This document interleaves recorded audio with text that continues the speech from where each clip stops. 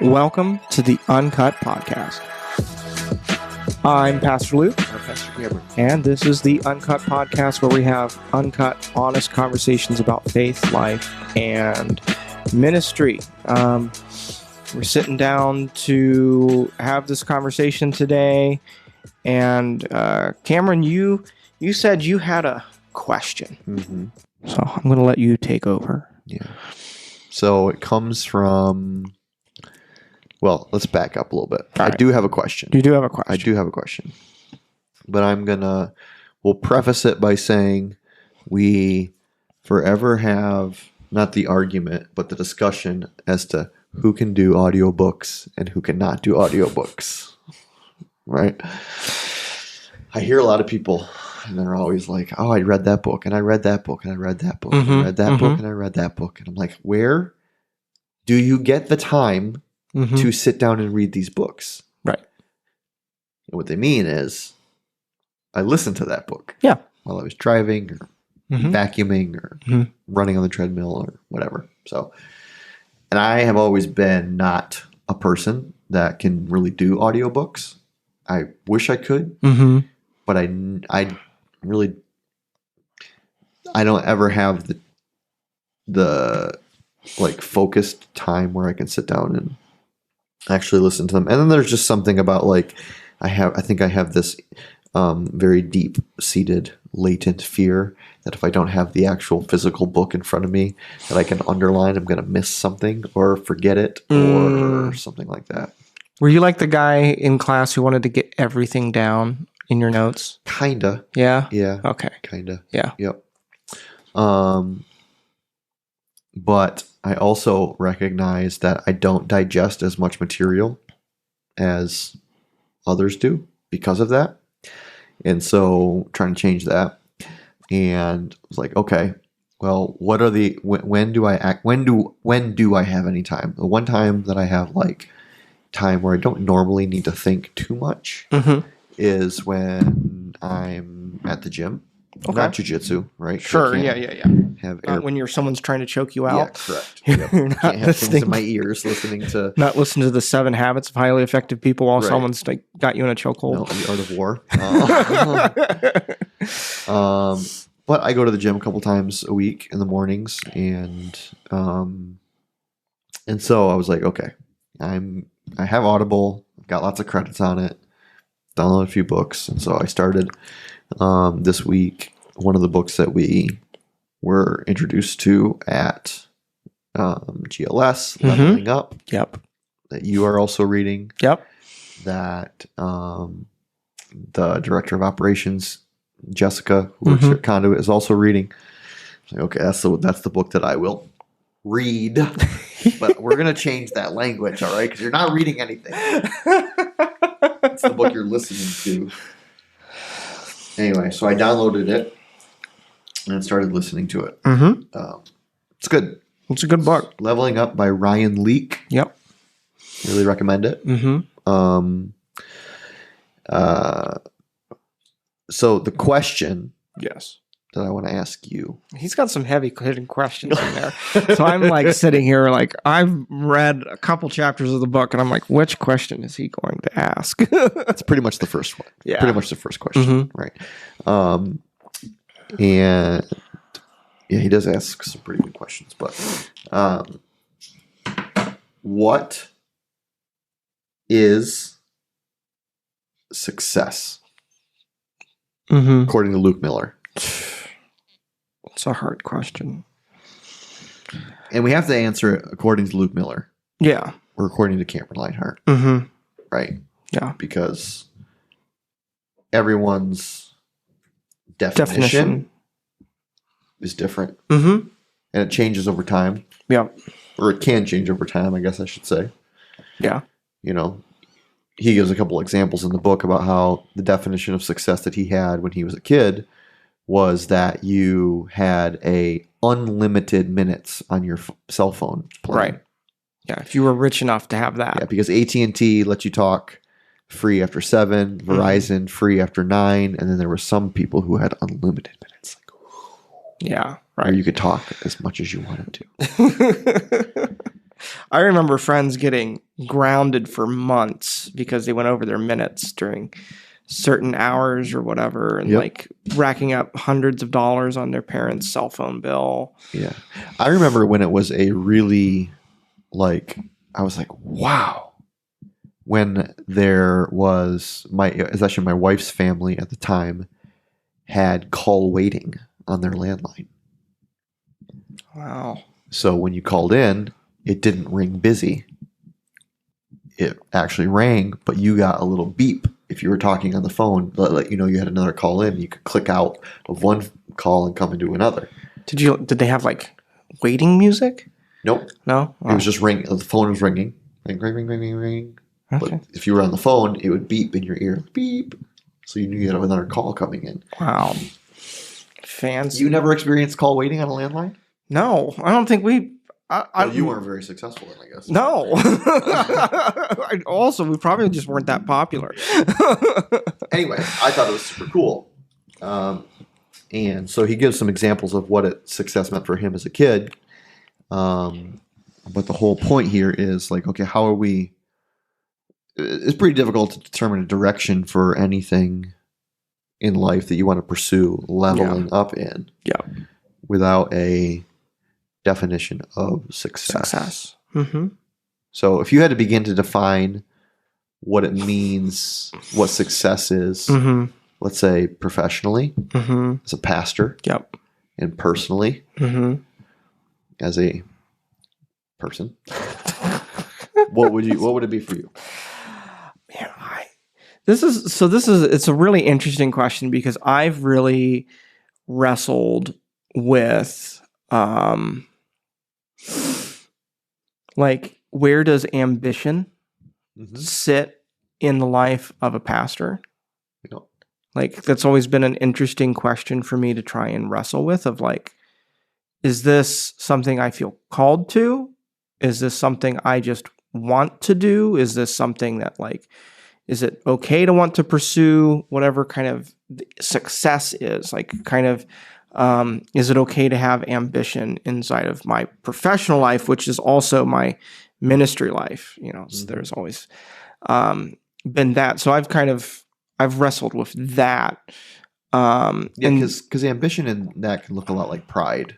Yes. Or self-centeredness or materialism or whatever. Right. And so that's kind of, I'm like, and that's always been actually a question that I've had to, like, I've been bouncing back and forth in myself. Anytime I've wrestled with like goals or things like that I've wanted to do on a larger scale in my professional life, I've always been like, am I allowed to want to pursue that? That's always been a question of that I've like just personally asked myself. I'm just like, is this just pride, or is this something that like I actually want to or ought to be doing? You know, so that's always. So when I read the book and I was like, listen to the book. No, I was reading it actually. I actually have. You did read it. I did. You do have a paper copy. I do copy. have That's a paper right. copy of it. I actually, my wife is listening to it. But I am actually physically reading it. I've been reading. Well, I was reading it fairly diligently, and I kind of stopped here the last couple of days. But, and so getting into that chapter and sitting there and trying to think, okay, and he has a really good paradigm because he really tries to encourage you away from naming like an achievement necessarily your success, but kind of you pursuing after qualities and pursuing after being a type of person. It kind of tries to kind of break down because that's the whole point of that illustration, right? Is that, well, if you were pursuing like a cell phone with unlimited minutes and you got it, well, now that seems like a really silly achievement, right? And so what would be, like thinking about this, like, this podcast, we're like, oh, well, like, let's pursue so many people listening to this podcast, which like might be a goal that we pursue. But if that's the ultimate goal, if that's the main thing we go after in I don't know, 20 years when nobody listens to podcasts anymore and everything's just downloaded into our brain. Like, all right, I'll chill my existentialism. We're at that place, like, and we're like, oh yeah, we had this podcast, we had so many listeners, and people be like, so, like, Right. will having a successful podcast be a silly thing in the future, right? And so what would be a better goal for it? Well, perhaps a better goal would be to have anyone who listens to this podcast benefit from it. That would be a better goal or something like that. So anyways, I'm just dodging the question you asked me is all I'm actually doing. All right. So some of the things I kind of put down professionally and have been kind of some of my somewhat professional goals is I've really wanted to explore becoming a better writer and preacher. I feel like those, particularly preaching, has been a thing that has been kind of a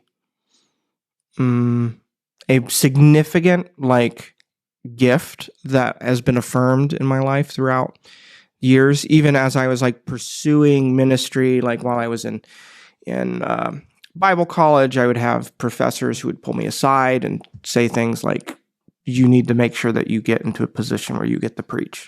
You need to continue to steward that gift. And so, and they hear lots of people preaching. Sure. So they don't just say that to everybody. I'm assuming. I don't know. Maybe they're all just in conspiracy. But so that and preaching is kind of a brother, at least in my mind, has a lot of brotherly relationship with writing. In that, if you're writing good sermons, you are in some sense you're writing. Good writer, yeah. So there's some differences, obviously, but so yeah, so the way I kind of formulated it was to be a writer or a preacher worth listening to. How could I pursue, so that what I am beneficial to those who listen or to those who would potentially read anything I wrote. And so that's been a big overarching goal over the last, particularly this year. I set out at the beginning of the year, I kind of was what would it look like if I leaned into sharpening some of my preaching skills a little bit. I grabbed a online preaching course, masterclass type thing, which I've made partway through, and it's been really just good, encouraging, and kind of helped me focus in on some. I had never thought of that particular point before. So I guess professionally, that's one thing that seems particularly clear. That seems clear, and then the other piece, I guess, that has always been is just to execute the office of being a pastor faithfully, right? Because I remember reading before I was as a pastor, reading the statistics on how many people either quit, fail, get disqualified out of the pastorship, and it was a pretty high statistic. Yeah. And so it's not a profession or a calling that a lot of people finish with. There's a high dropout rate. Or finish well. Yeah, that is even a higher percentage. And so want to, for me, finish well over the long haul to be faithful. I think one of the things that we were doing a leadership class last year, and you had us you encouraged everybody to do an exercise of what would you want people to say at your funeral, which was a heavy question. Everybody really felt the weight of that question. Which is really a Stephen Covey question. Yeah.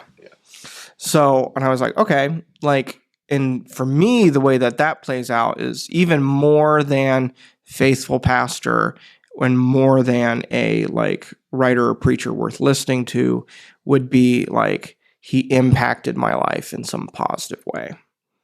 Like that would be the thing, is to have positive impact on people's life, like a lasting impact. Like, I mean, you shouldn't be a pastor if you don't want to help people. You know? No. So I guess those would be kind of like the professional markers of success for me. And maybe I need to kind of level those down to maybe some smaller goals that aren't like, I don't know, like so long-term, but those are kind of where that kind of sits for me. Personally, like I'm in my first year of marriage, and so I'm still acclimating to being married and doing life differently. Like, because up until now, my personal goal has been to get married or be successfully like single, to be single well. Which there's a whole podcast episode for you. And so now it's been like, okay, what does it look like to be a husband that my wife can depend upon to get things taken care of or done when she needs them to be done, or to be, anticipating that to, take care of and provide for a family well. So all of that is relatively new, not new in that I've never thought about it, but new in its reality to me a little bit. So yeah, I think that's kind of like right now, like I would say probably the big one is to, my goal would be to be a husband who can be kind of relied upon with like high confidence. That's kind of where that kind of sits for me, I think. So, yeah, it must be I'm sure that the question is big, but especially in your personal life, coming to there's not many transitional moments in personal life that are much bigger than getting married. No, it was a significant hinge point. Yeah. I went to bed by myself one night for the last time. Well, or went to bed as a single guy for the last time, and so that I went home with someone that was radically different. Like surprise. Yes. Yep. And she hasn't left. So that's good. It's very good. And so, but that's made a significant impact. And I guess like even as I'm thinking about the question more broadly, because that has been such a massive shift, one of the things that's been a challenge personally is to continue to prioritize like my healthy friendships that I've built while I was single. Yeah. To not let those necessarily go to the wayside, which is a very, very natural thing to have happen, even when you're dating someone seriously, right? People will moan, "Oh, where did he go? Like he got," there's all those jokes that men will say about other men who go and spend time with like their fiance or girlfriend or wife and things like that. And there's some unhealthiness to that. We don't want to rag people for being faithful to the person they make a covenant with. Correct. At the same time, we're not in covenant to our friends. Right. No, like one of you has a covenant with the Lord with the other person. So don't prioritize boys' night out over, being faithful to your wife. But at the same time, like a healthy marriage thrives when partners have friends and relationships. And so like trying to keep that in mind, that part of the Luke that Oksana fell in love with is the Luke who had good friends who were supporting him and he was interacting with. Like that was part of who she fell in love with. And if I let that go aside, I'm not just missing fun times. I'm missing support, relational connection, places where I'm getting my needs met, I'm caring for other people, and that all is positive things I get to bring into my marriage relationship. So thinking through, like, also not just being a faithful husband, but also being a faithful friend, Right. in that capacity too, Mm-hmm. of making sure that they don't eclipse each other, but get to help one another. Mm-hmm.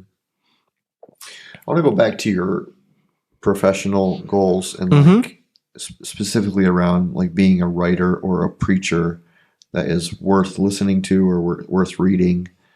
Like, how do you imagine that you would gauge or measure what it means to be worth? I don't know. Because that's a really relative, like, I literally came up with that phrase like 2 weeks ago. So it hasn't sat in my brain very much. So I don't know exactly what that, other than just knowing that I'm sharpening my axe well. Like, that I'm like, because I want to, there's a book on my shelf that's like it's a fantastic book. It's called Caring for Words in a World of Lies. It's a book about writing. It's about words, sentences, phrases, and it talks about how we use language, and what's the ethics over how we use language. Like, am I just using language in order to cajole, convince, to get something from someone, right? Am I selling you something and I'm trying to just get it from you?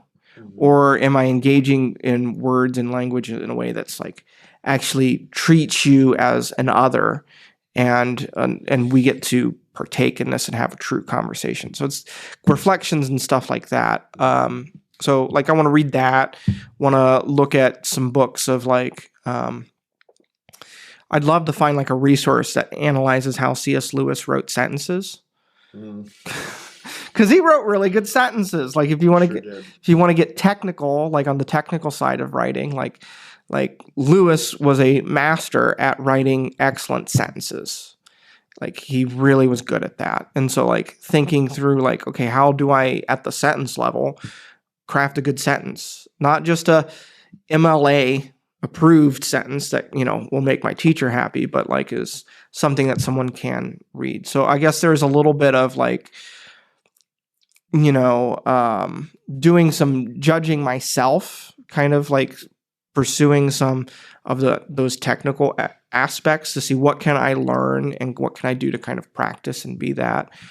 And then the other thing I would say is probably like speak and write things that I know are worth listening to, or I myself have found beneficial in my own soul, right? Like, I shouldn't write something that I myself wouldn't read or don't think is like beneficial, right. Like, or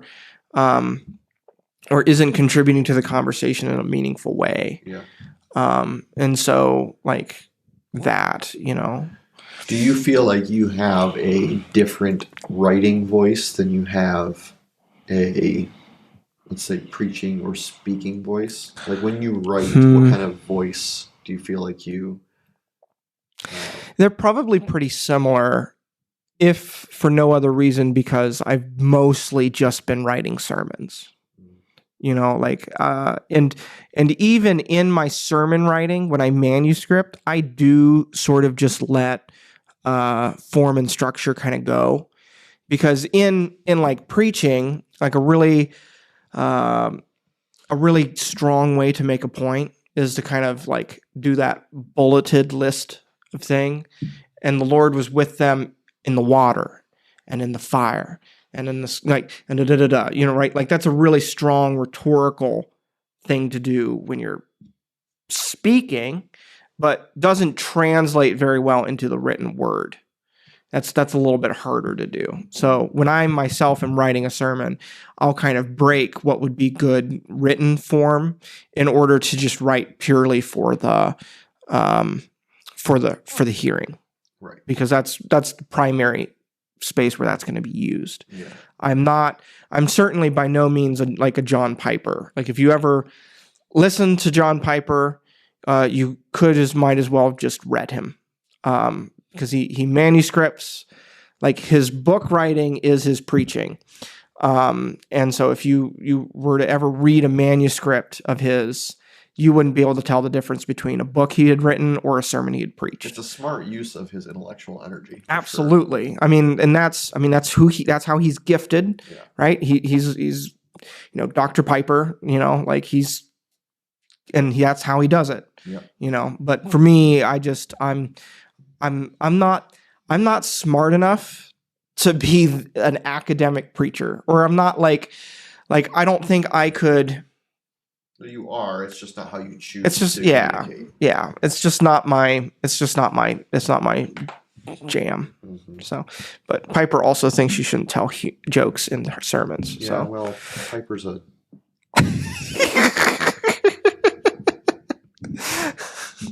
brother in Christ. He's a brother in Christ. I don't always agree with him either, but have benefited from him. So yeah, that's kind of, I think there's a little bit of the question of like,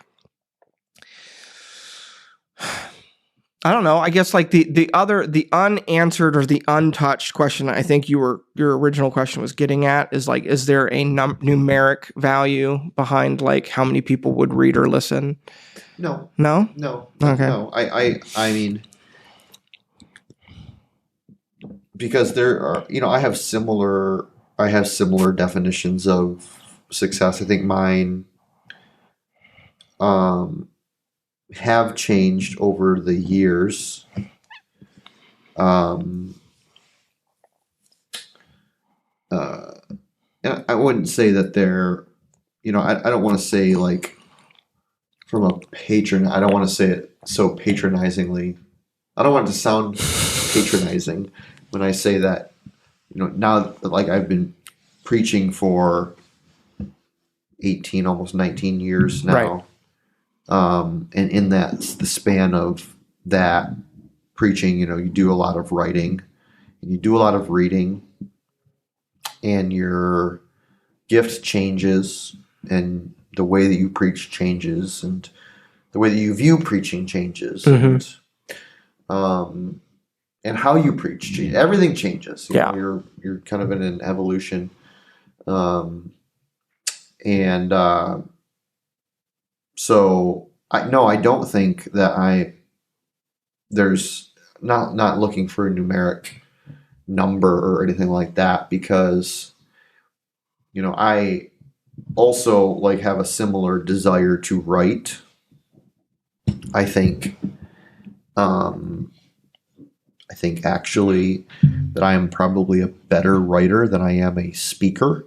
I think that it just works better for me. I feel like I'm a better writer than I am a speaker. But one of the big questions has always been, would you write if no one read it? Mm-hmm. And I think you have the heart of a writer when the answer is yes. Yeah. I would write if no one read it, because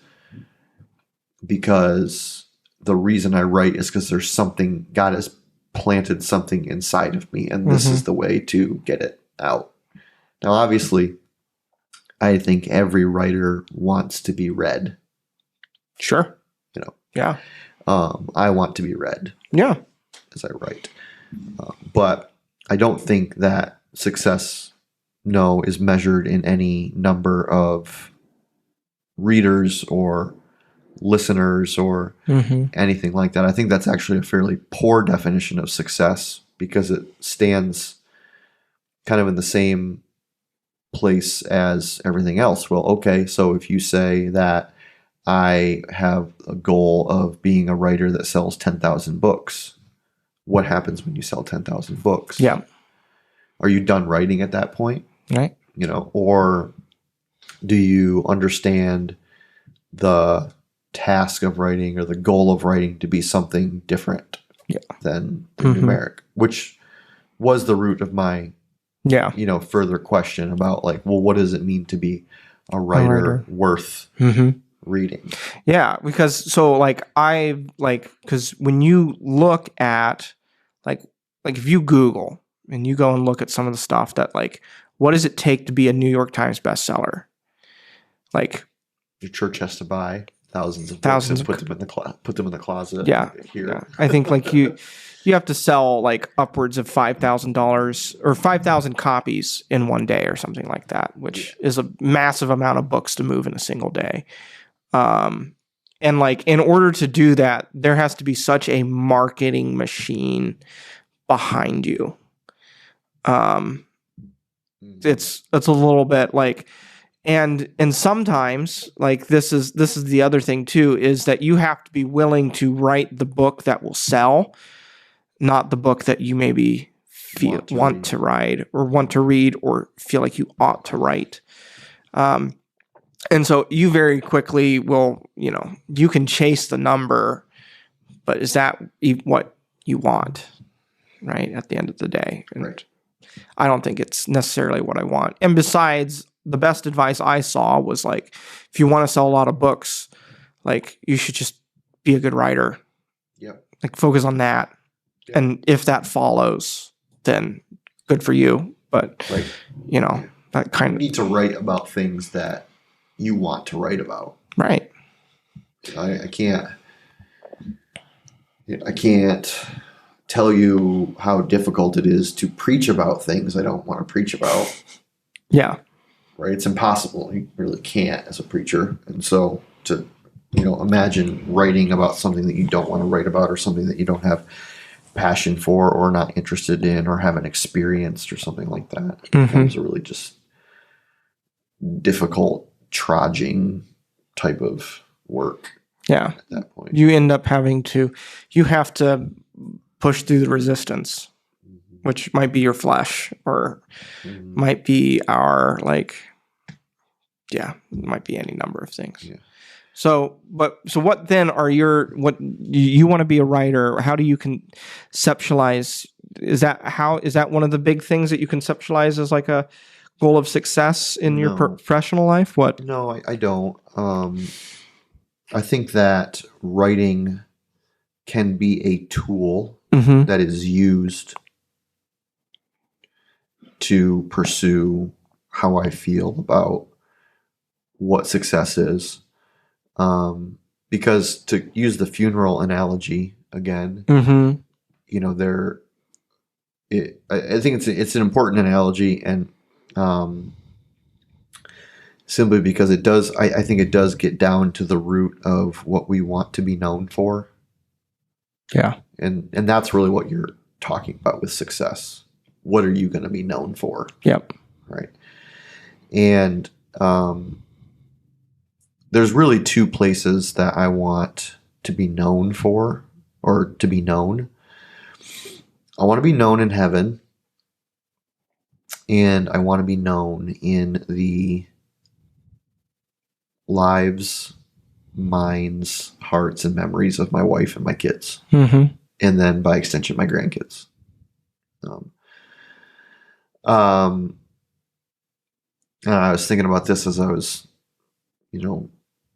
beating the pavement of the treadmill this morning. How would I articulate,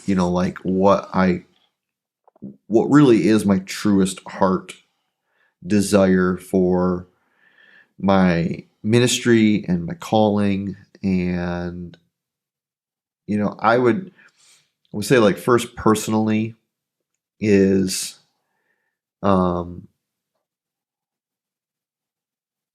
he made Ryan Leake made some kind of reference to, if someday your Thanksgiving table is empty,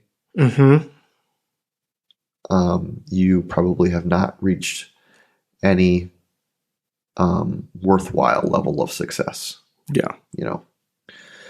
And I was thinking how would I articulate what I feel in my soul about wanting to be a success in my personal life.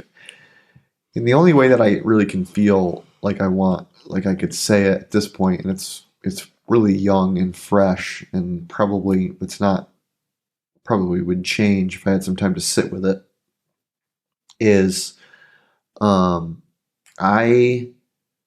Success for me would be to be the greatest example of the character of Jesus that my kids and my wife have ever seen. Hmm. I remember in college, we sat in a dorm room with a bunch of guys and we were like kind of asking the question, who is the person that in your life that is most like Jesus? Right. And I didn't have anyone. Hmm. I'm like, I don't really know. I was like, probably my grandma. Mm-hmm. But like there was no one that was like stood out. Yeah. That was like, yeah, like they encapsulate the life of the life of Christ. Yeah. And I remember my roommate, one of the guys that I played soccer with, was like my dad. Hmm. My dad. And I remember that very vividly. And it felt like something like clicked in me at that moment where I was like, if my son doesn't say that about me, I've failed. Hmm. Yeah. You know, if my daughters can't say about like their husbands, if you don't love Jesus as much as my dad does, Mm-hmm. if you're not as gentle, if you're not as kind, if you're not as compassionate and merciful and forgiving and loving, if you're not as strong, if you're not as protecting, if you're not as just, Mm-hmm. then like got no time for you. Yeah. You know, and my son, Mm-hmm. you know, like I want him to be able to look at me and say, my dad truly walked with the Lord and had the character of Christ. Yeah. When I'm not in the room, you know, Mm-hmm. you'll say that when I'm not in the room and mean it. Yeah. And then same thing with my wife. Like my husband sacrificed himself for me and surrendered the things that he wanted in life for me and loved me like Christ loved the church and gave himself up for her and treated me with gentleness and respect and leadership and compassion and strength and provision and all of those things. And then so like I feel like for me that's the if I failed at every other thing, Mm-hmm. like if I got that right, I don't know how I could see it as anything but success. Yeah. You know, because then the measure of who we are extends. We no longer then personally become the cap of our influence. Yep. Because it gets pushed down a generational line Mm-hmm. where my kids don't have to fight against the brokenness of their home Yeah. in order to disciple their kids to Jesus, Mm-hmm. because it just flows out of them as just a natural thing, because it flowed out with their dad and flowed into them and flowed into their kids. Yep.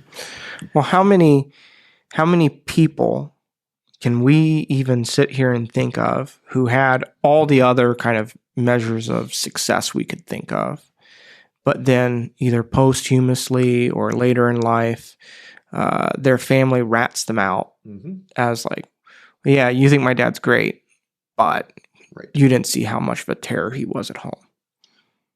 And then all of a sudden, all of that success doesn't mean anything because the people who knew him best say that was a sham.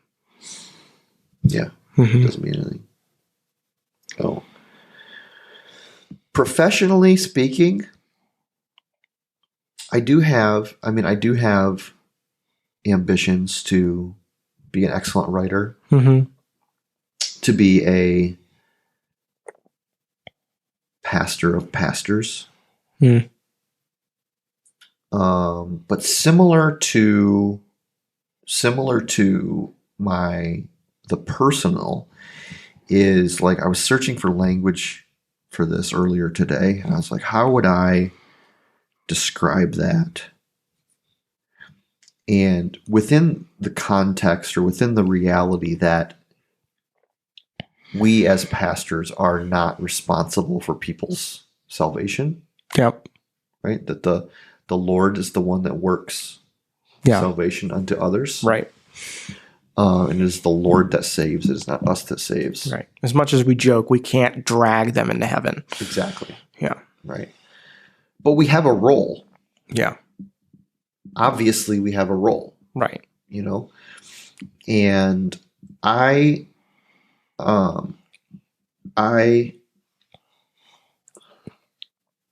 try and find the language for it. Success for me would be to be known in the salvation timeline of a stadium full of people. So people come and go out of your life. Yeah. As pastors, as friends, as whatever, and there are people that maybe sat under my leadership or sat under my preaching as congregants of mine in past churches, or even the church that I'm currently in, who I'm no longer their pastor for whatever reason. Yep. But maybe they came to know Christ in the ministry that I was leading, or responded to the Holy Spirit after I preached a particular sermon and the Lord moved on their heart and they responded in that moment. Yeah.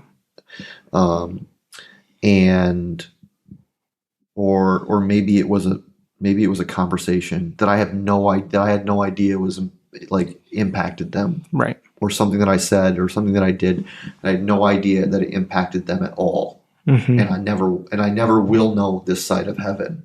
Yep.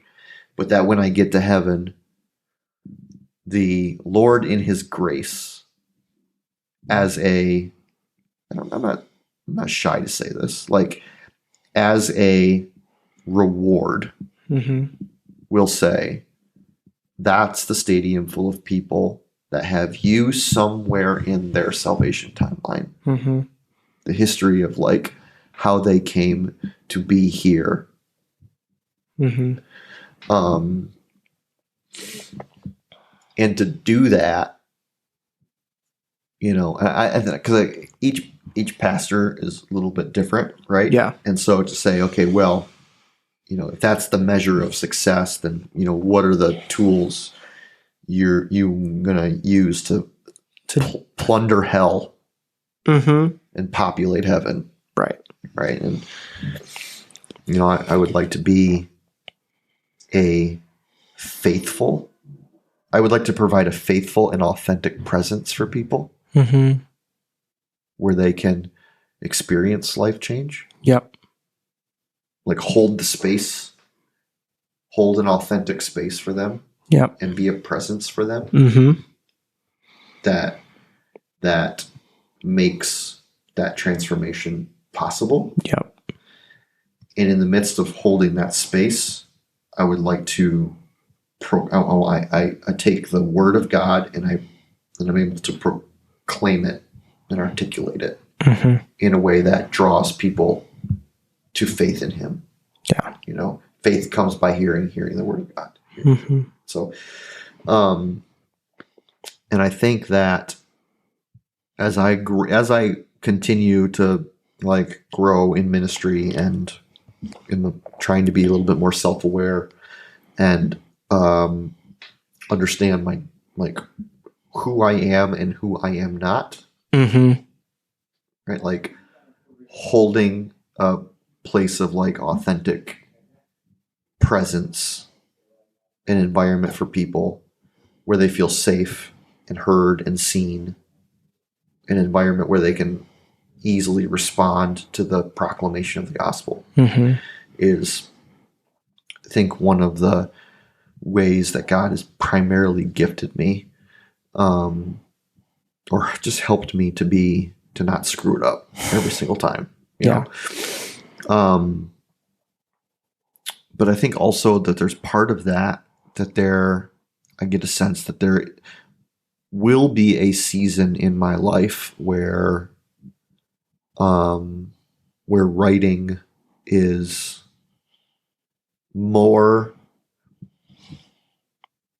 central to my ministry than it is or should be right now. Mm-hmm. I feel like my ministry right now needs to be people-centered. It's centered around Jesus. Right. Within the It's centered around being the ministry of Jesus to other people. Right. Yes. Not providing information, encouragement, inspiration, exhortation, admonition, or whatever, teaching through my fingers. Right. That I think that will come. I also think that, like, I'm sure you feel this. I know you do.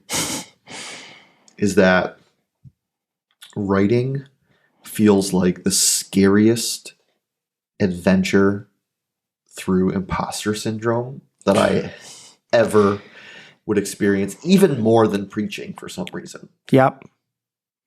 Mm-hmm. And that seems weird to me. Like, why would I feel like more of an imposter writing than I do preaching sometimes? I don't know, but as a man who's trying to, like, be more like Jesus, mm-hmm. but a preacher of the word, right? A sinner.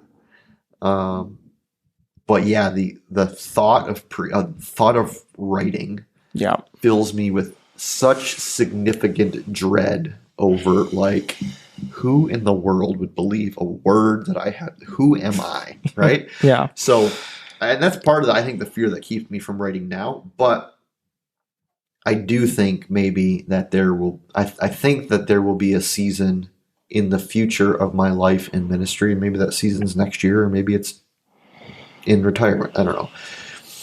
Where the Lord is like, okay, you actually have something to say now. Mm-hmm. Right? Like you've got something to say. You've been through it, man. Like you know, by God's grace, I'll finish well. Yeah. By God's grace, I'll finish well, and will, you know, I don't want to wait till retirement to write. I don't. Like, I want to write. I really do want to write right now. Mm-hmm. But I don't feel like it's where my energy is needed most right now. Yeah. So, I'm eager to hear more. You know, that question, what does it mean? What is success? Yes. Is the first question in the first chapter that I'm guessing is going to be the foundation for a scaffolding of how are we leveling up to that place? Yeah. You know, now. So hopeful to be able to maybe put some more meat on those bones as we move through it. But yeah, I think it's an important question. It's not unlike other questions that are similar to it. Like, sure. I mean, core values and what are you aiming at? And what do you want people to say at your funeral, and what do you want to be about, and what's your mission in life, and like all of those things. It's the same question. Yep.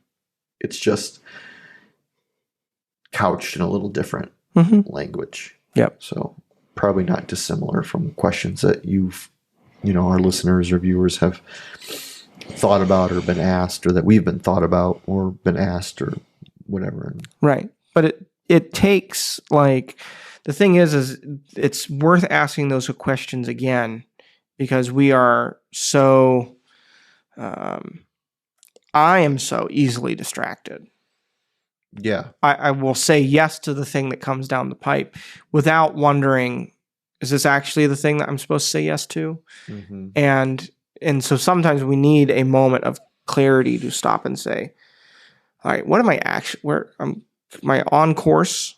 Am I still going the direction I feel like I'm supposed to be going? Mm-hmm. So. Mm-hmm. Yeah. Yeah. Hopefully, our listeners, hopefully you've benefited from this conversation, able to like maybe do your own reflection. Yeah. Mm-hmm. Mm-hmm. Yeah, I'd recommend at least so far from what I've listened to, not read. I've read, by the way, Ryan Leake's book, Leveling Up. Well, we're going to tag Ryan in this, we'll tag him in this video or in this podcast episode, however we can do that. Mm-hmm. And maybe we can convince Ryan, if he's listened to it this far, to come and be a guest on the podcast. That would be amazing. Virtually. Hey Ryan, we're trying to chase failure here. Yep. Okay. So you tell us yes or no. Come be a guest on the podcast. We'd love to have you.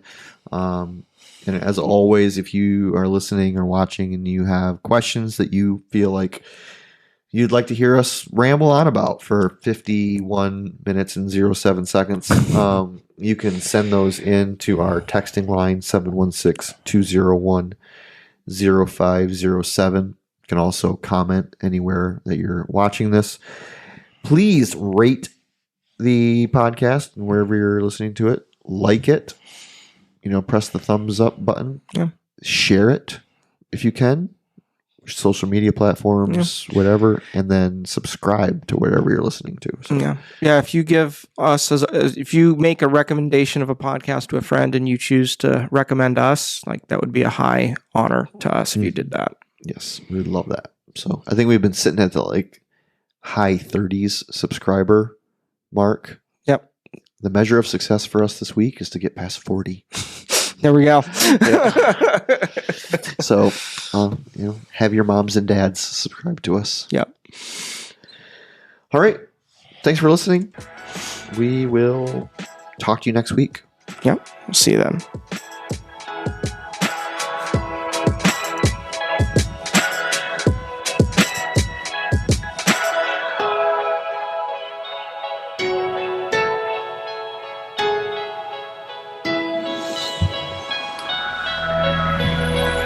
Yeah.